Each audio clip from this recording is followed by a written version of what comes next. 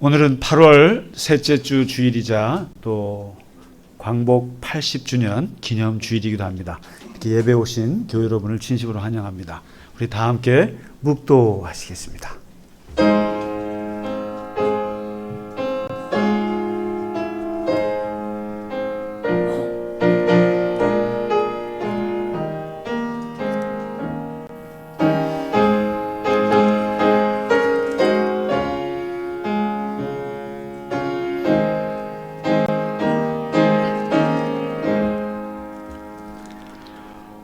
오라 우리가 굽혀 경배하며 우리를 지으신 여호와 앞에 무릎을 꿇자. 그는 우리의 하나님이시요 우리는 그가 기르시는 백성이며 그의 손이 돌보시는 양이기 때문이라. 아멘.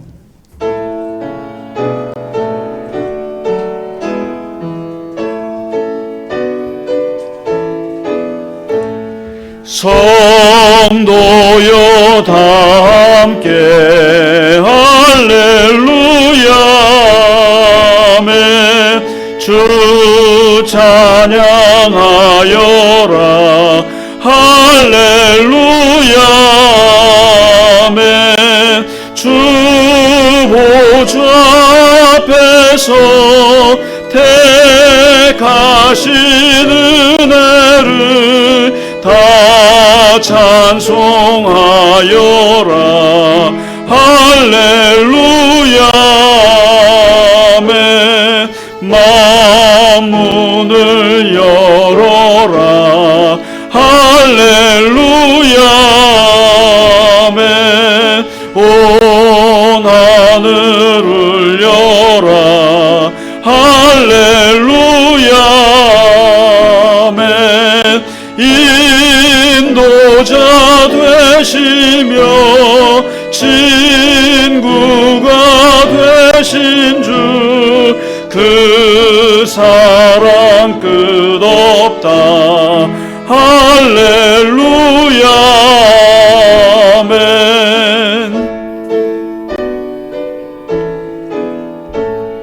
주 찬양하여라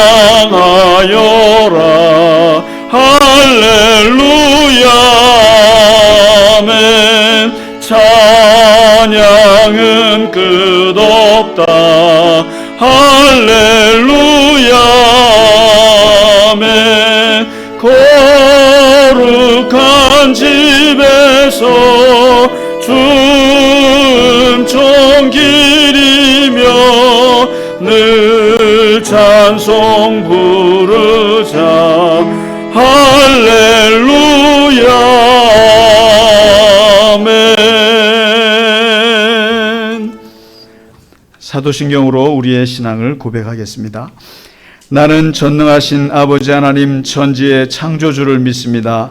나는 그의 유일하신 아들 우리 주 예수 그리스도를 믿습니다.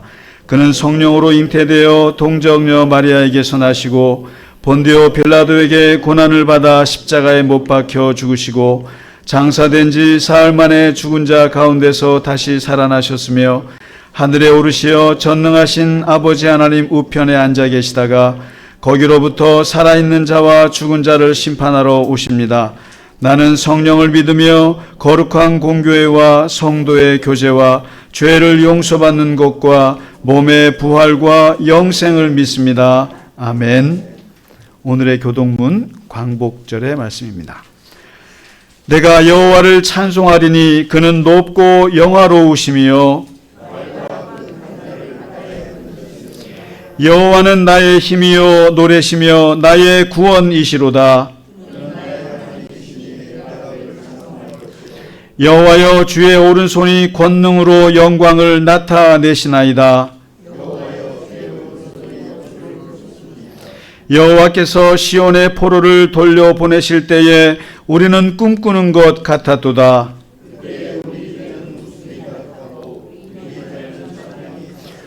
그때에 문 나라 가운데서 말하기를 여호와께서 그들을 위하여 큰 일을 행하셨다 하였도다.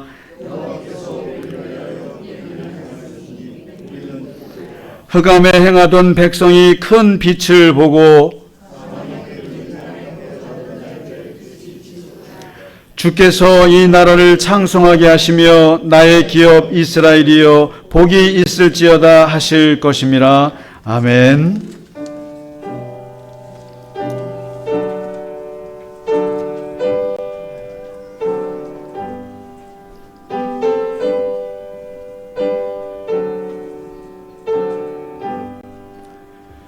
찬양 성부 성자 성령 성삼위일체께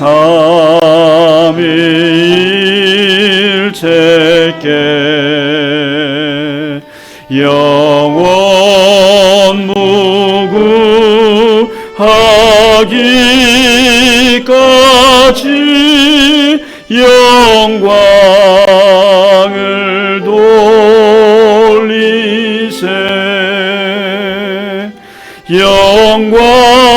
영광을 돌리세. 아멘.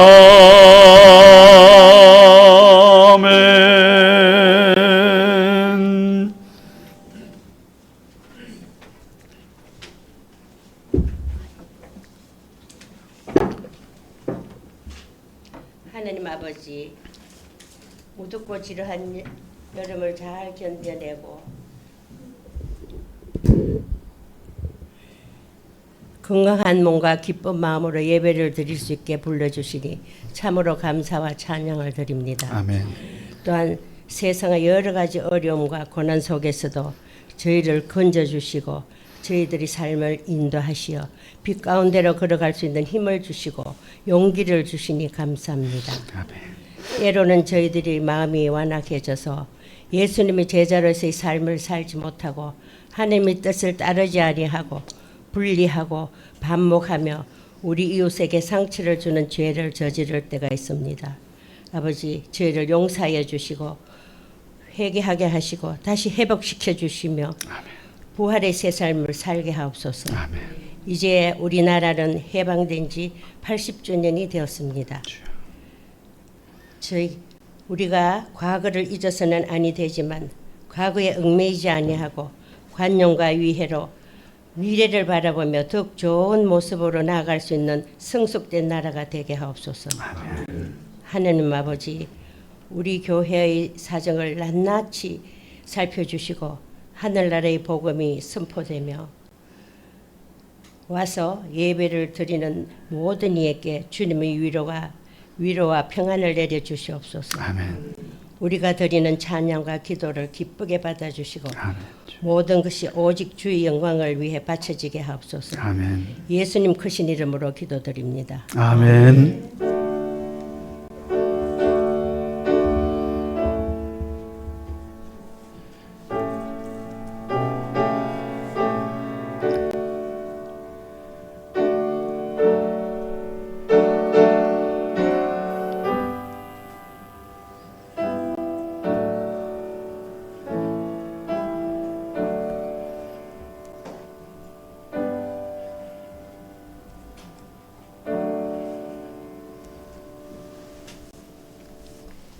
아멘. 찬송가 435장 나의 영원하신 기업 함께 찬양 드리겠습니다.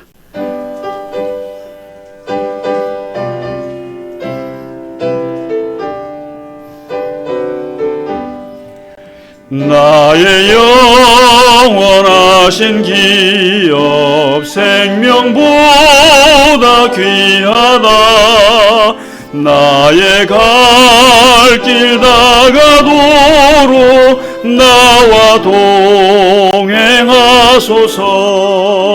주께로 가까이 주께로 가오니 나의 갈 길 다가도록 나와 동행하소서. 세상 복이 아니람과 모든 명예 버리고 험한 길을 가는 동안 나와 동행하소서. 하소서. 주께로 가까이 주께로 가오니 나의 갈 길 다가도록 나와 동행하소서.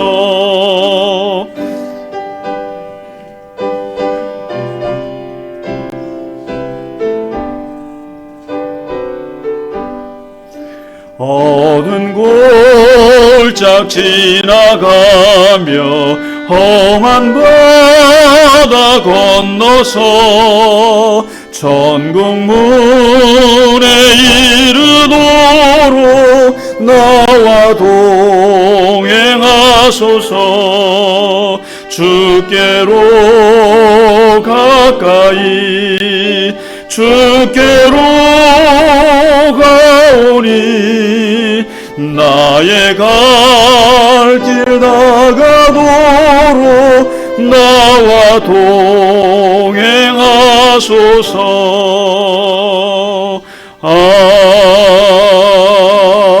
아멘. 아멘. 네, 교회 소식을 몇 가지만 알려드리겠습니다. 오늘은 광복 80주년 기념주일입니다. 특별히 광복절 행사는 하지 않겠습니다만은 우리가 이제 해방, 이스라엘 같으면은 해방절 6월절입니다.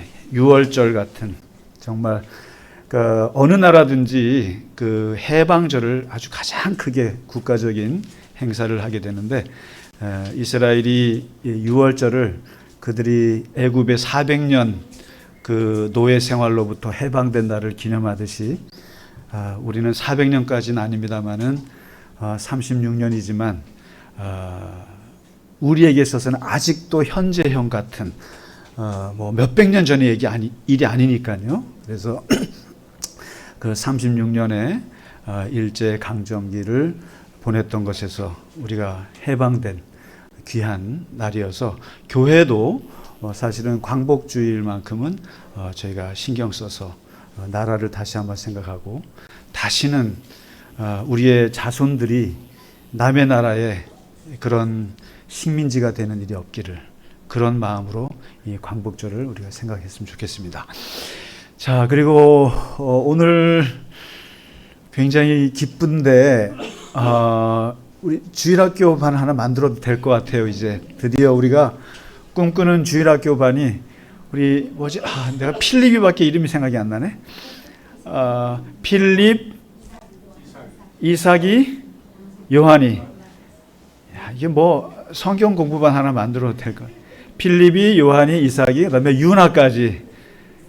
남자 3세, 여자 1명입니다. 유나, 넌 진짜 잘 됐다. 그래서 오늘 권사님이 우리 아들 다 올 거예요. 그래서 제가 이번 주에 내내 기대했거든요. 근데 예배가 시작돼도 안 나타나고, 그냥 뭐 이렇게 시루떡을 오늘 교인분들한테 나눠주신다 그래서, 그럼 떡으로 그냥 퉁치시나 이렇게 생각했어요. 근데 이렇게 왔어요. 우리 가족이 다 왔어요. 우리 주연 선생님도 오고, 또 우리 특별히 우리 최영준 박사님이라고 불러야죠. 우리 최 박사님은 사실은 미국에서 여러분 칼텍이라고 그러면은 물리대에서는 MIT, 하버드, 칼텍이죠. 근데 칼텍이라 그러면 무슨 주유소 이름인 줄 알아요. 뭐 칼텍스밖에 들어본 게 없으니까. 근데 캘리포니아 그 인스티튜트 그거죠. 이제 공대인데, 거기서 박사를 하시고 포닥까지 다 하시고, 이번에 포항공대에서 그 교수님들이 미국까지 쫓아가서 몇 번을 해서 사실 미국에 남으려고 했던 분인데, 우리 트럼프 형님 덕분에 또 그런 영향도 있다고 봐요, 저는 좀. 어쨌든 이번에 포항공대에 오시게 됐고, 그래서 오늘 예배 끝나. 그리고 특히 더 제가 놀라웠던 게, 그 와중에 여러분 우리나라 교육부에 한국연구재단이라고 있어요. 그래서 여기에 이제 박사급 인재들이 노는 인재가 많아요. 다 교수가 되는 게 아니거든요. 그래서 그분들을 지원하는 프로그램이 어마어마하게 큰데 거기에 이렇게 지원하면은 나라에서 이렇게 돈을 줘요. 근데 이제 그게 굉장히 어려운데 특히 인문계보다 공대 쪽이 어마어마하게 많아요. 근데 이번에 우리 최 박사님이 미국에서 아마 이거를 프로젝트를 준비한 것 같은데 해서 60억짜리 연구비를 이번에 받게 됐어요. 그래서 10년짜리. 그거 되게 어렵거든요. 저도 한 4번 해갖고 2번 떨어지고 2번 돼서 지원을 받아봤는데 참 어렵습니다. 근데 이번에 해서 오시게 돼서 아주 우리 정 권사님 아주 부자 되신 것 같아요. 아드님 덕분에. 하여튼 참 하나님이 공평하신 것 같아요. 또 아픔도 주셨다가 또 그걸 또 채우시는 그런 역사도 주시는 것 같아서 참 좋습니다. 우리 최 박사님, 내가 또 사모님도 사실 저거예요. 과학자세요. 우리 사모님 성함이 제가 김준아 우리 사모님 같이 오셨는데 우리 큰 박수로 귀국 환영하겠습니다. 아이고, 네.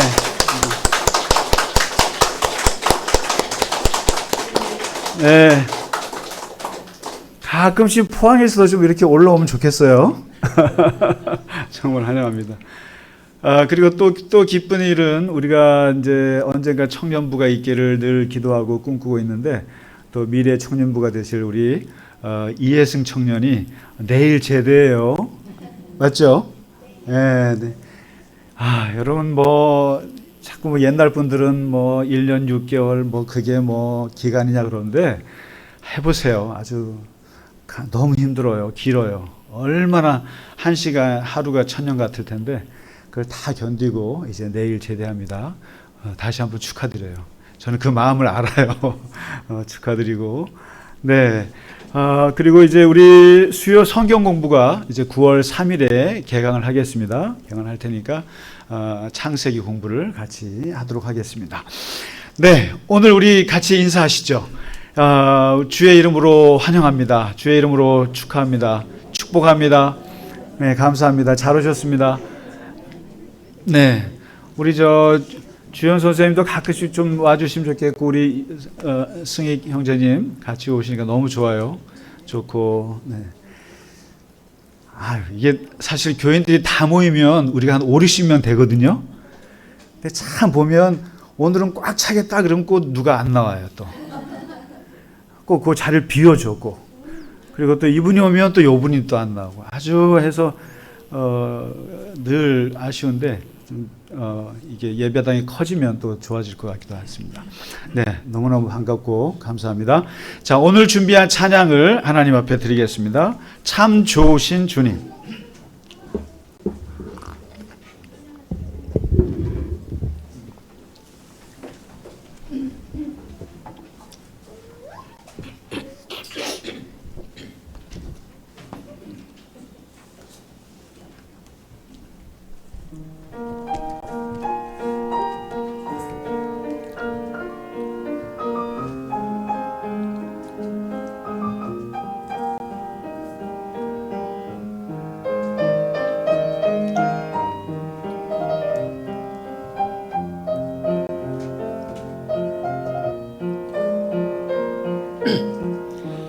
참 좋으신 주님 귀하신 나의 주 늘 가까이 계시니 나 두려움 없네 내 영이 고날 때 내 마음 낙심될 때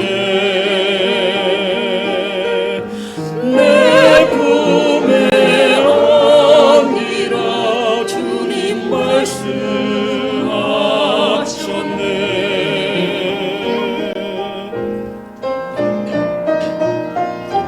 광야 같은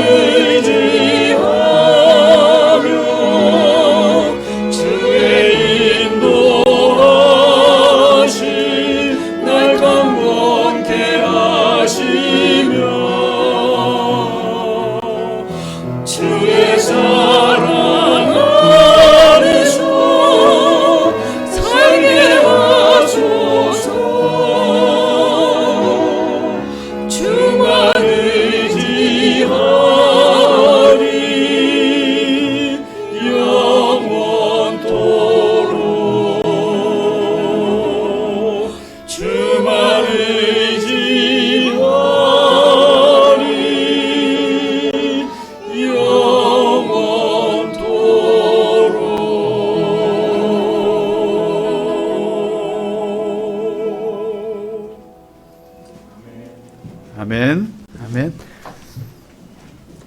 자, 우리 말씀 듣기 전에 우리 저 병원에서 탈출하셨어요? 예? 도망 나오신 거 아니에요? 이틀 전에 퇴원하신 거예요? 탈출하신 거예요? 퇴원했어요. 아, 우리 박정희 권사님이 이게 어깨를 다치셔갖고 수술하셨는데, 금방 나오셨네요. 아유, 우리 저기 잘 회복되실 수 있도록 큰 박수로 환영해 주시기 바랍니다. 예.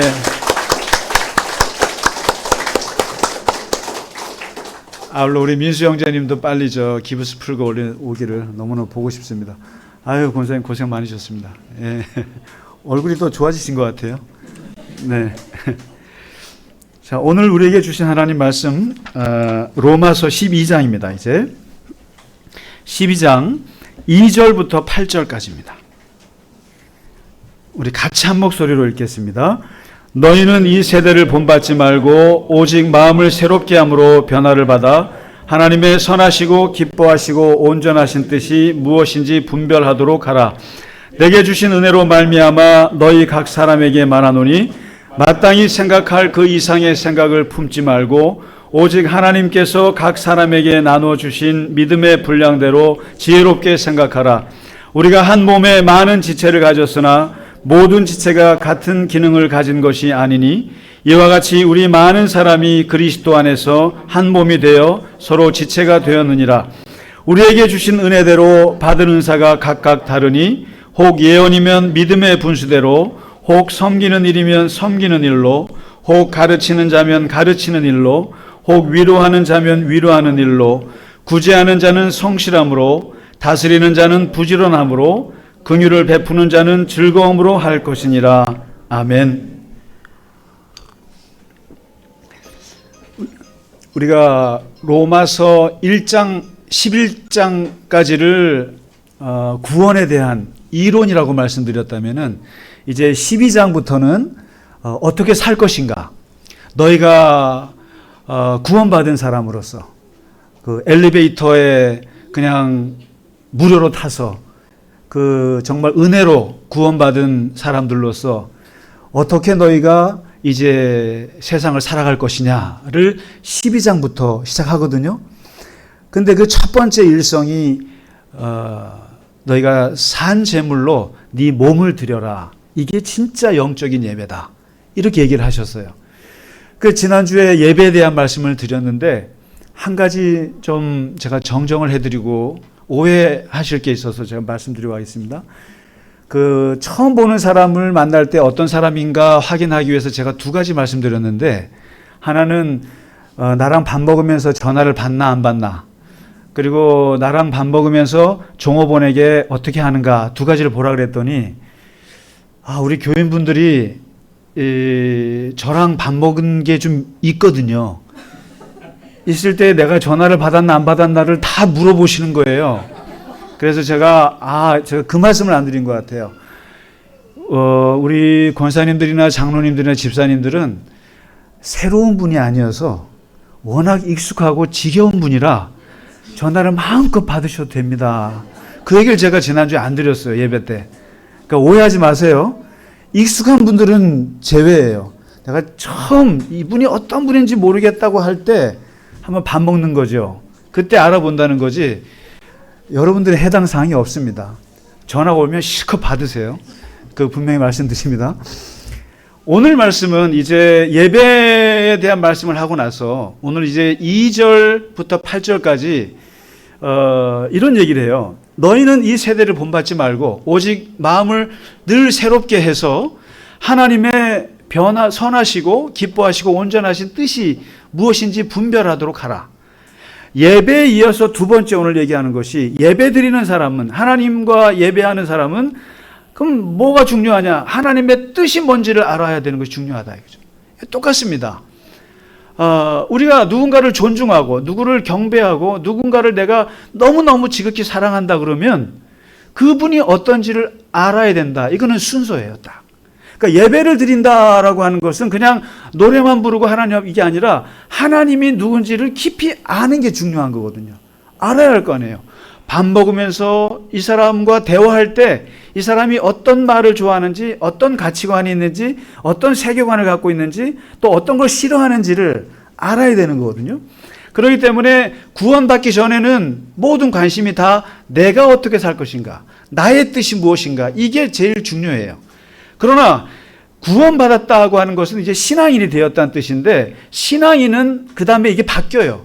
내가 요거는 두 번째로 밀리고, 중요한 건 하나님의 뜻이 무언가. 내가 하나님을 믿어서 구원받았기 때문에 하나님이 어떤 분인가, 하나님이 뭘 좋아하시나, 뭘 싫어하시나. 그래서 오늘 사도 바울이 예배에 이어서 바로 2절에 얘기하는 게 하나님의 뜻이 뭔지를 분별하는 삶을 살아야 한다.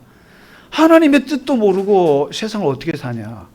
그래서 항상 하나님께서는 우리를 인도하신다고 말씀을 하셨기 때문에 그 뜻이 무엇인가를 잘 알아야 된다. 그런데 그 뜻이 어떤 뜻이냐면 세 가지라는 거예요. 하나님의 선하시고 기뻐하시고 온전하신, 이 형용사 세 개를 썼어요. 하나님의 뜻은 선하신 거예요, 기본적으로. 그리고 하나님의 뜻은 하나님이 기뻐하셔야 돼요. 그리고 하나님의 뜻은 온전해요. 그리고 여기에 예레미야가 한 말을 보태면, 너희는 하나님의 뜻을, 하나님이 계획하시는 일들을 생각하면 하나님의 계획은 재앙이 아니라 번영이야. 하나님의 뜻은 미래에 대한 희망을 주는 거야. 이렇게 얘기했어요.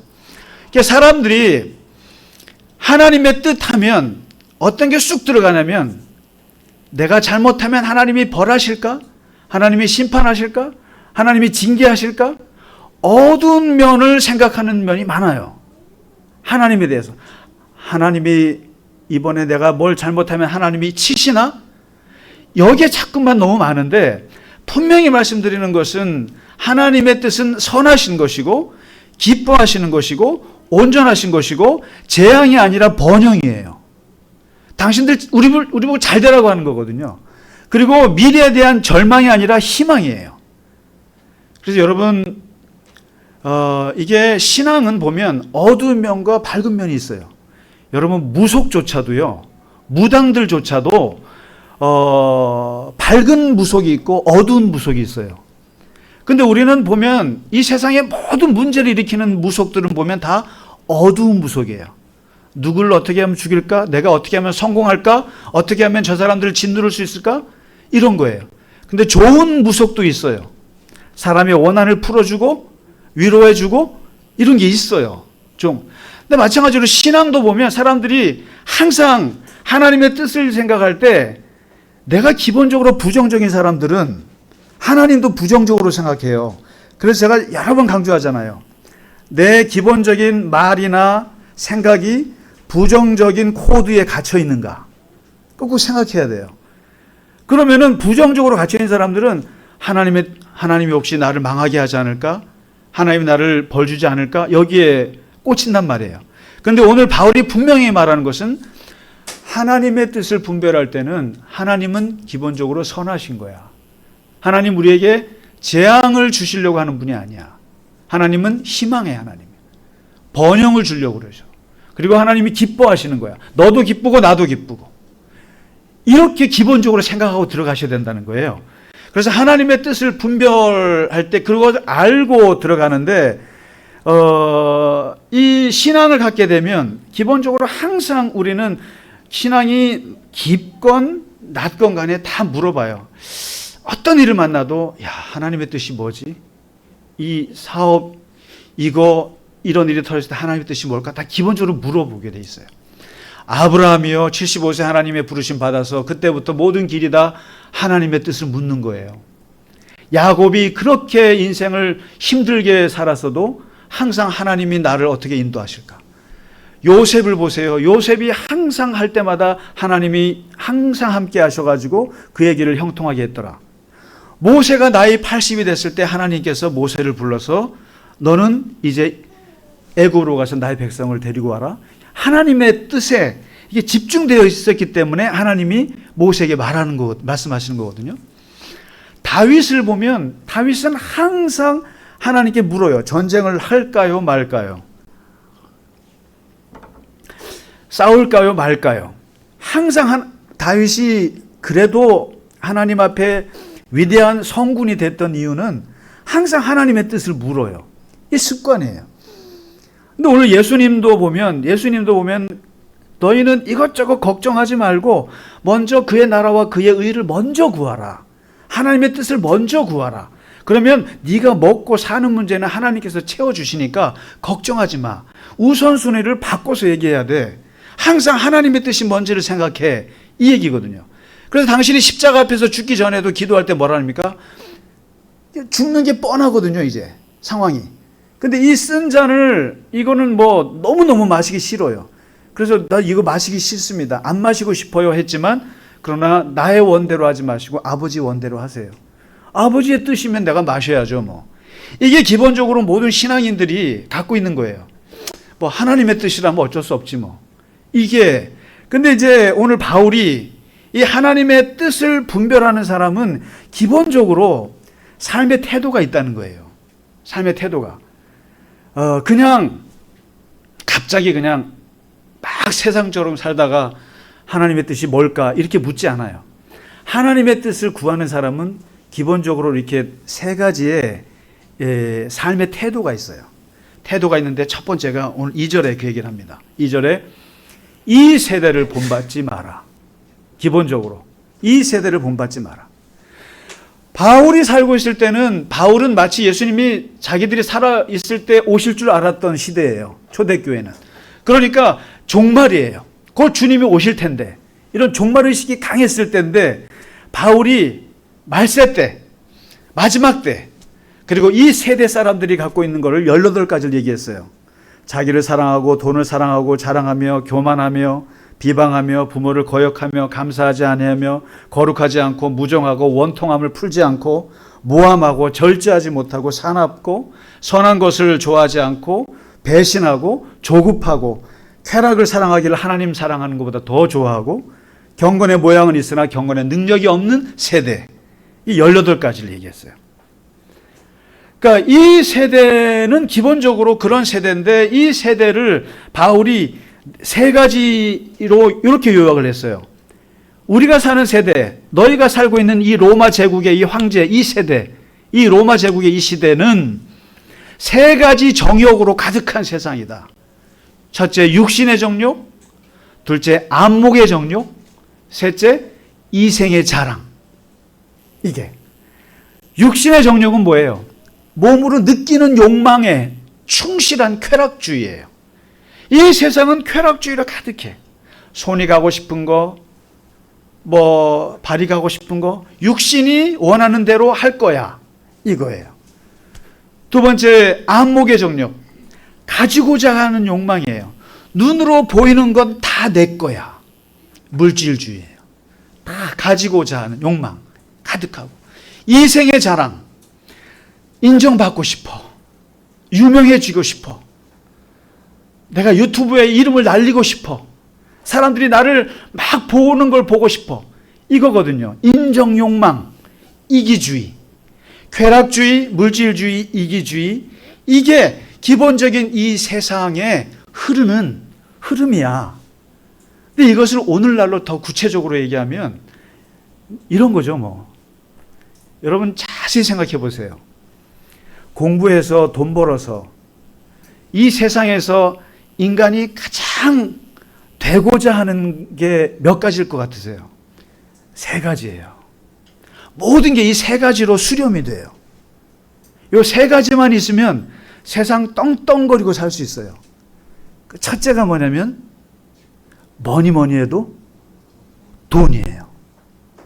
두 번째가 이 돈이 생기면 그 다음에 어떤 욕망이 생기냐면 유명해지고 싶어요. 인정받고 싶어요.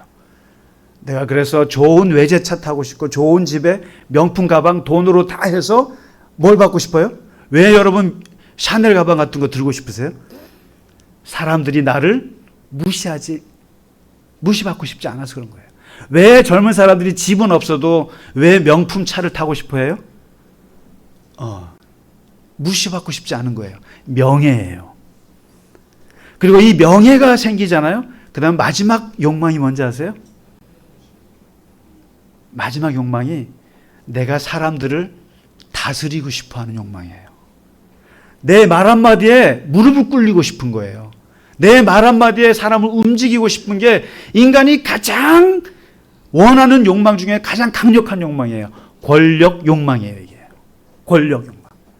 여러분, 뭐 정치하는 사람만 권력 있는 게 아니에요. 경비실 아저씨도 권력이 대단합니다. 차 빼! 그러면 빼야 돼요. 그게 권력이란 말이에요. 내가 가지고 있는 자그마한 말 한마디에 움직일 수 있다면 그게 권력이라고요. 어려운 게 아니에요. 근데 사람들은 이 세 가지, 돈과 권력과 명예는 같이 돌아가요. 같이 돌아갑니다. 권력이 있는 사람은 유명합니다. 그리고 명예가 있는 사람은 돈이 있어야 돼요. 돈이 있으면 권력을 줄 수 있어요. 이 세 가지가 같이 돌아가는데 바로 이 세상이 너희가 사는 이 세상이 바로 육신의 정욕과 안목의 정욕과 이생의 자랑, 권력과 명예와 돈에 미쳐 돌아가는 세상이다. 이렇게 돈이나 권력이나 명예는 기독교인들에게는 하나님이 이걸 통해서 섬기라고 주시는 도구이자 선물인데, 이것을 목적으로 알고 돈을 숭배하고 권력을 숭배하고 명예 없으면 못 살 것처럼 사는 그런 숭배주의에서 빠지지 말라는 얘기죠. 그런 세대를 본받지 마라. 본받지 마라. 돌아서라, 이렇게 합니다. 그리고 이제 이런 얘기를 하고 나서 2절에 이런 얘기를 합니다. 아주 바울이 참 대단해요. 항상 마음을 새롭게 함으로 변화를 받으라, 이런 얘기합니다. 변화. 이 변화라는 말이 참 기독교에서는 중요한 말이에요. 그 진리가, 영원한 진리가 있다고 생각하잖아요.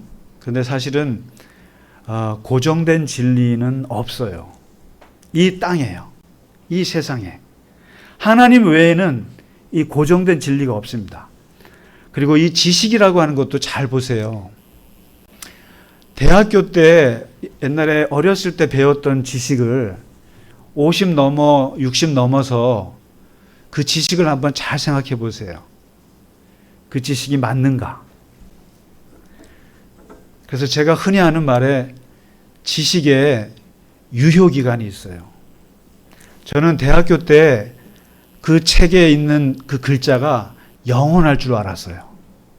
그래서요, 이 책을 죽을 때까지 내가 가지고 있겠다 그러다가 다 버렸어요. 왜냐하면 다 틀려요. 절대적 진리가 없어요.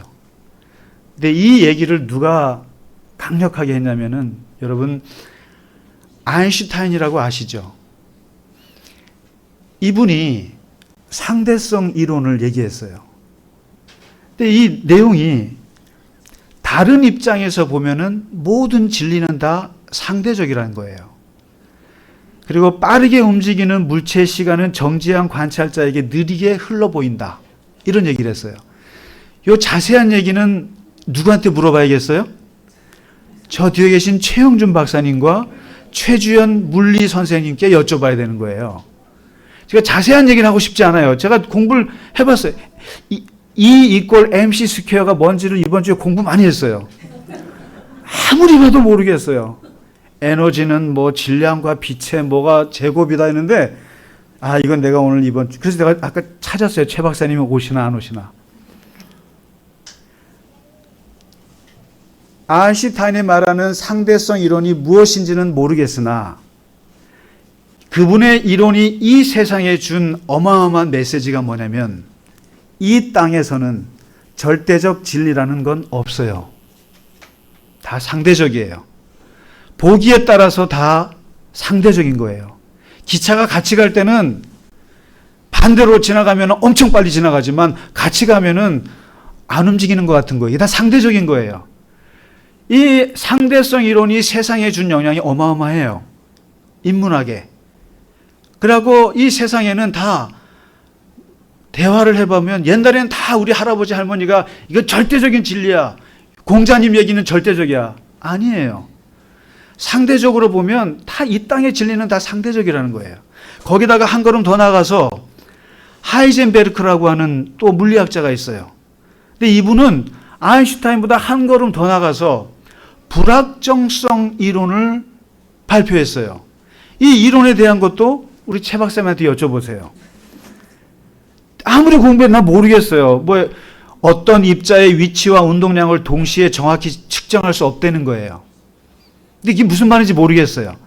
근데 중요한 것은 이 하이젠베르크라고 하는 과학자가 이 세상에 내놓은 메시지가 뭐냐면 이 세상에는 결정된 건 없다는 거예요. 불확정성. 모든 게 보니까 과학적으로 증명될 것 같아도 다 불확정하더라는 거예요. 상대성을 뛰어넘어서 한 발짝 더 나가서 다 불확실하다는 거예요. 불확실하다. 근데 이 메시지가 이 세상에 준 그게 뭐냐면 의미가 인생살이도 사실 보면 정해진 게 없다는 거예요. 언제 어떻게 변할지 모르고 그리고 불확정한 거고 그리고 살다 보면 불확실한 게 너무 많은 거예요. 너무 많은 거예요. 그래서 사람들이 살다가 아니 분명해야지 절대적이어야지라고 생각했던 게 다 무너집니다. 그래서 이게 경영학, 심리학 모든 분야에 영향을 줘가지고 복잡계라는 말이 나왔어요. 복잡계, 컴플렉시티. 인생사 사는 것을 보면 다 경영하는 것도 보면 복잡해요. 그리고 불확실해요. 국제정세 여러분 확실합니까? 불확실해요. 모든 게 불확실해요. 불확실하기 때문에 여기서 아인슈타인이나 그리고 하이젠베르크 같은 이 위대한 과학자들이 우리에게 준 삶의 태도가 뭐냐면 겸손하라는 거예요. 교만하게 당신이 어떤 절대적인 진리를 외치지 말라는 거예요. 언제든지 변할 수 있고 상대적일 수 있고 그리고 불확실하기 때문에 항상 다양한 걸 인정해 줘야 되고 사람이 생각이 유연해야 된다는 거예요. 그러면서 여기서 나오는 게 뭐냐면 바로 오늘 사도 바울이 그거예요. 너희가 이 세상을 살다 보면 이해하지 못하고 복잡하고 그리고 이런 상황에서 너희는 항상 마음을 새롭게 함으로 변화를 받아야 된다는 거예요.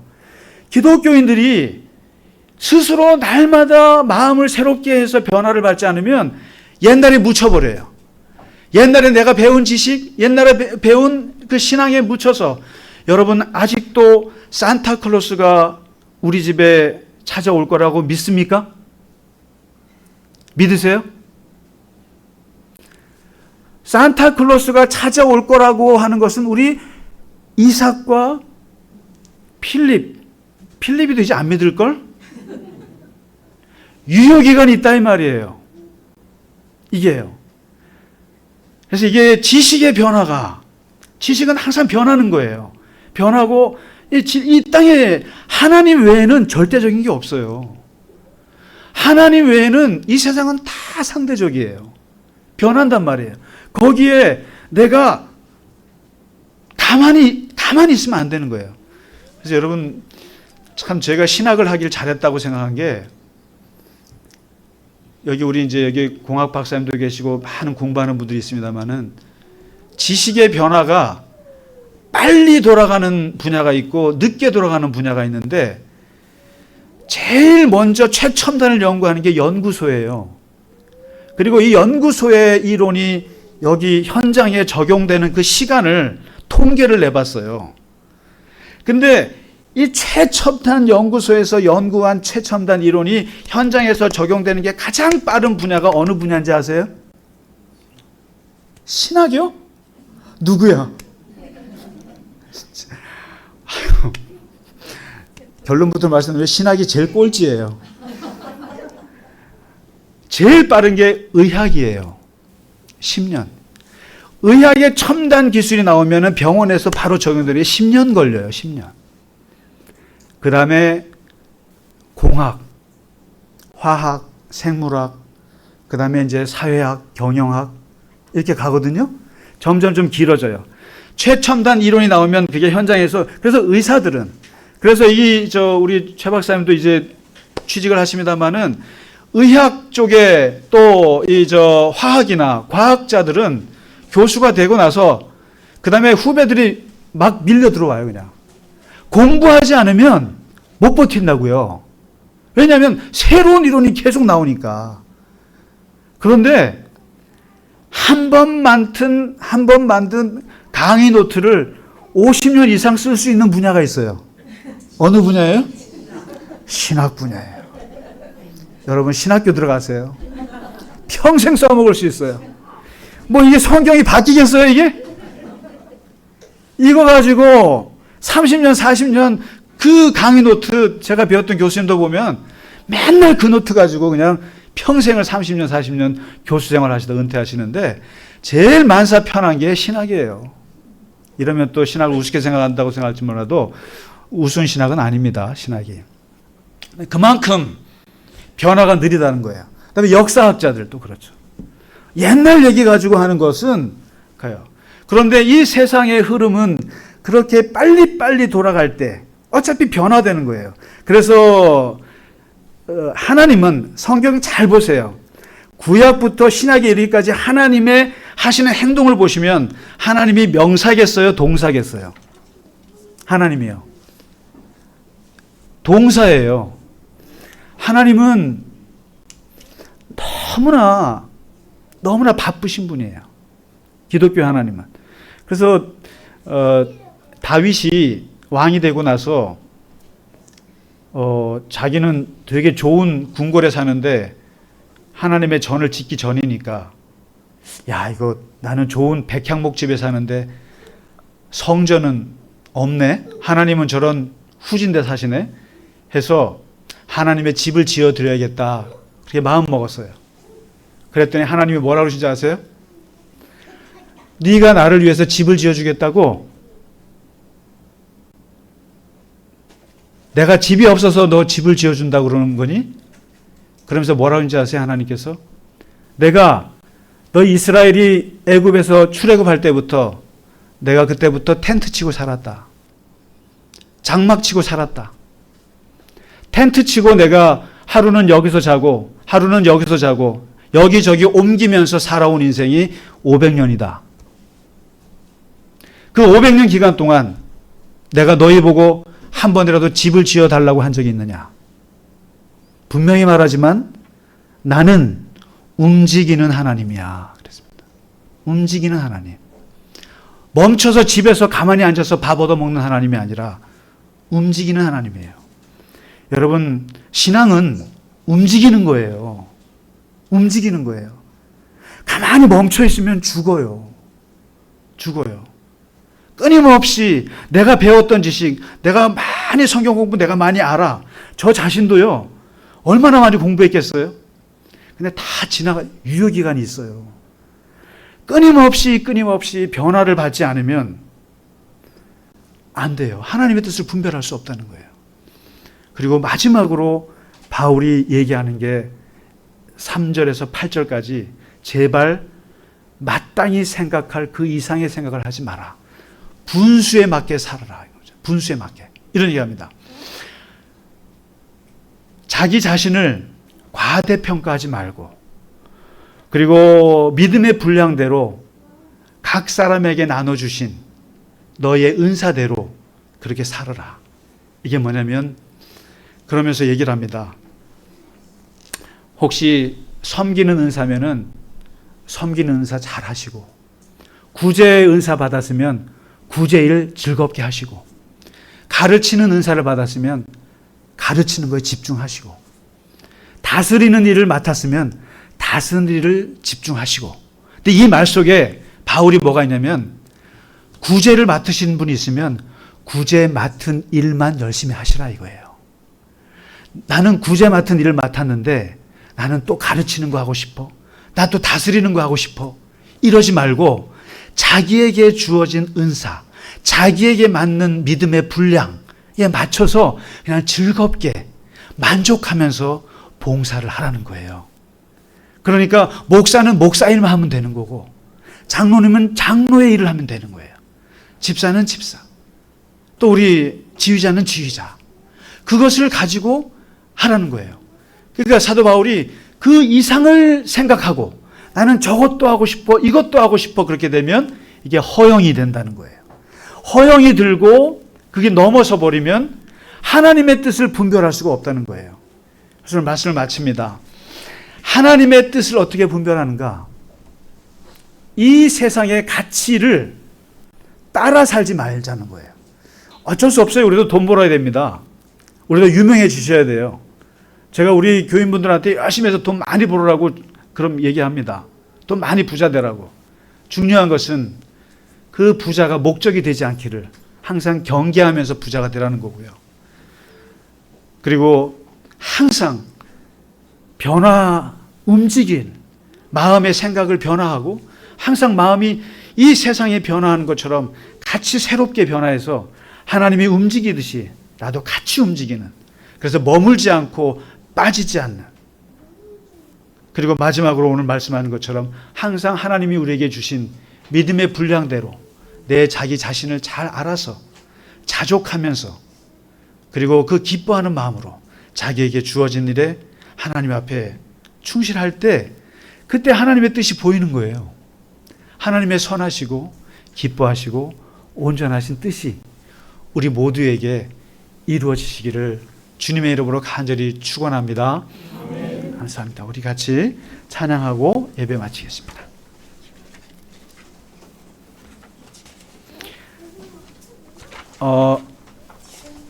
우리에게 향하신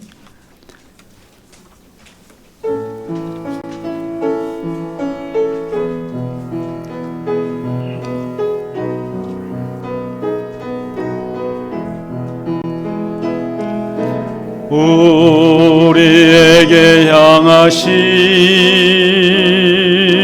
여호와의 인자하심이 크고 크도다 크시도다 크고 크도다 크시도다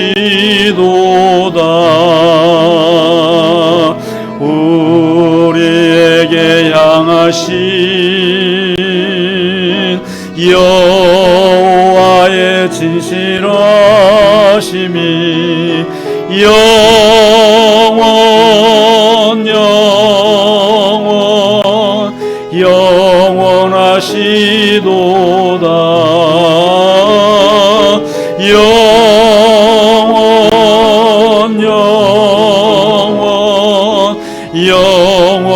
영원하시도다 우리에게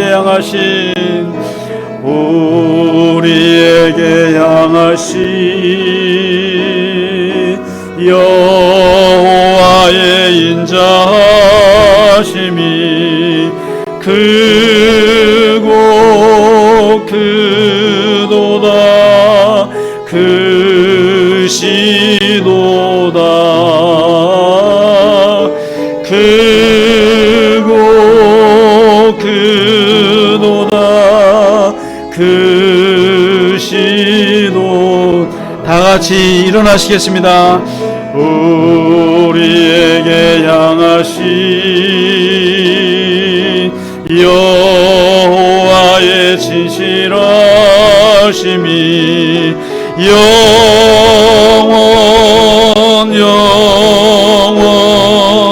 영원하시도다.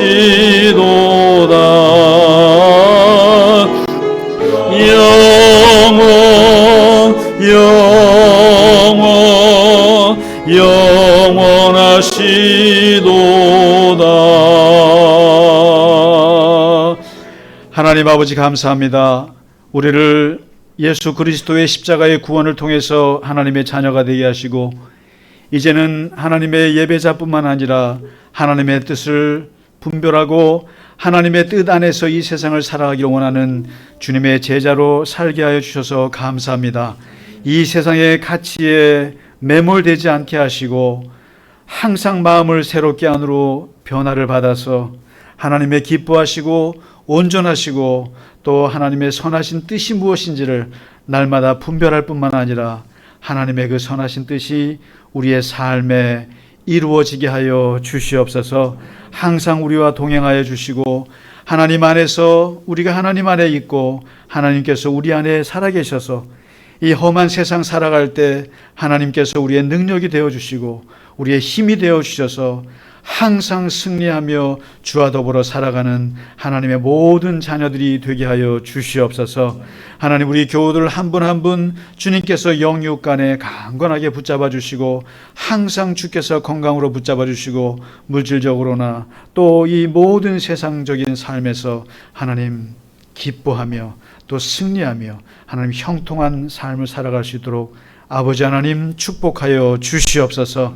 이 시간 주 앞에 드린 예물 위에도 하나님 축복하시며 그 손길을 기억하시며 하나님의 놀라우신 은혜로 함께하여 주시옵소서.